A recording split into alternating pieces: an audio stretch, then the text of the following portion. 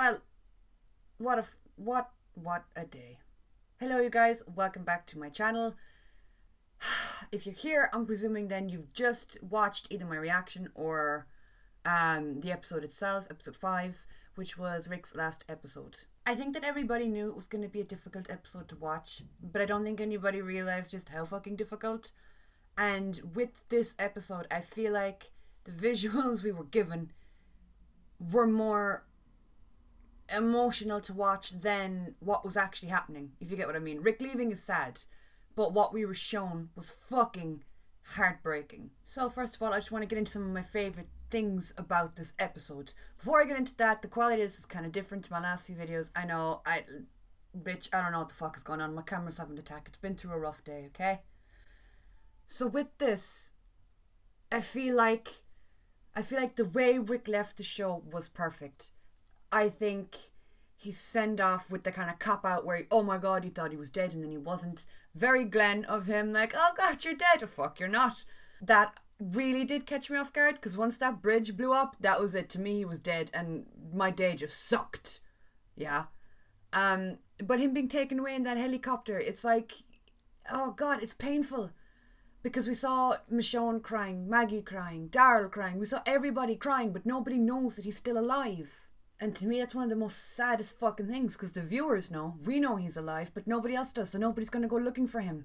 And I'm like, no, that is Rick. You go after him, you find him, and you bring him home. Did no one saw the helicopter? No one went, hey, there's a helicopter up there. No one saw it. There was two things in this episode that fucking broke me. One of them was Negan, and one of them was Daryl. We'll start with Negan. Negan is a character that you love to hate. I have said that so many times. And I hate the guy when it's necessary and when it's needed. This episode, especially the scene with him in the cell with Maggie, and he breaks down crying and he just wants to fucking die. That is a man that we saw go from being top of the food chain, Mr. Big Bad fucking Wolf, to doesn't even have a want to live anymore. And I never thought that we'd see that from Negan. That really fucking broke my heart. And in that moment, I wanted to walk into that cell, be like, hey, Negan, you're a cunt and I hate you, but bring it in. Come on, man, hug it out. Jeffrey's acting this episode and how he portrayed Negan, man. And the other scene as well was the scene where Daryl comes to read the realization that Rick is dead. Dead. It really hit a nerve with me because Daryl, whatever happened last week or in the last few episodes, Daryl was always Rick's fucking brother, you guys, okay? They had a complicated relationship, like most brothers do, but they loved each other very fucking much. And in that moment, he lost his fucking brother. He lost somebody that he regarded as family. And given the fact that Daryl never really had a good, stable family, never had a stable upbringing, losing Rick would have been the worst thing that could happen to him, and it happened. And I think a lot of that scene where you see him crying, it's sad, but it makes me wonder how much of that was, Daryl crying for Rick, and how much of that was Norman crying because Andy's leaving, and Andy is one of Norman's best friends in real life. So that's just heartbreaking in itself, really. Something else I really loved about this episode is I loved the flashbacks. I think they were done so beautifully. The way each flashback got its own unique feeling. You had Shane in the squad car, Sasha on the sea of bodies, Herschel in the barn. It was just so pretty. They all had their own little corner in Rick's mind. And I think that it's really beautiful that Rick, when he needed that strength in his mind, went to a person who he knew would give it to him, a different person each time.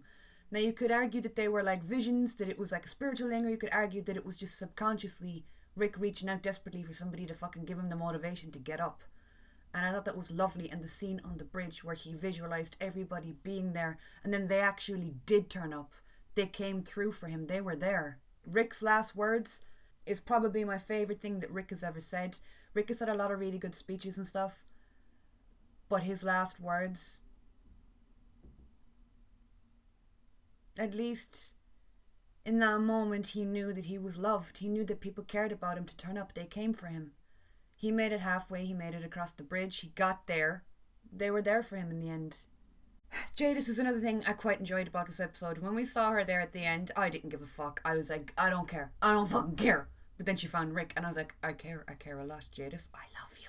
I also really loved the unexpected sneak peek we got at the end. We got, what was it, like the next 3 episodes or something we got a sneak peek for?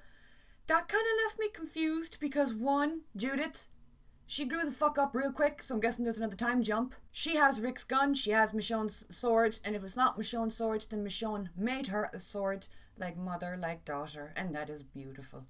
Carol is channeling her inner Legolas. Now, I'm not saying that's a bad thing because I grew up obsessed with The Lord of the Rings. I have a tattoo dedicated to The Hobbit. But,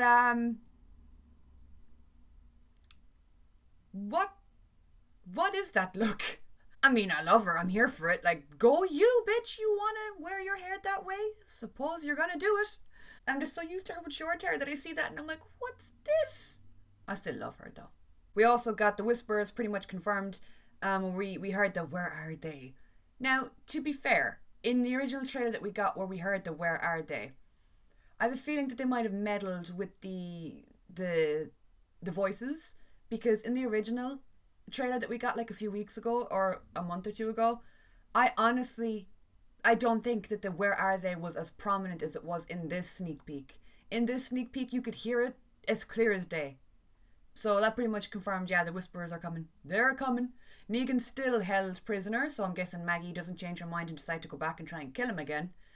I think Maggie saw, I don't know, what she saw in Negan, when we saw her speaking to Michonne, and we saw her be like, if that was Rick, it wouldn't be this way. Like, basically, if that was Rick, you would have killed Negan. And all she wanted was revenge. All she wanted was to kill him.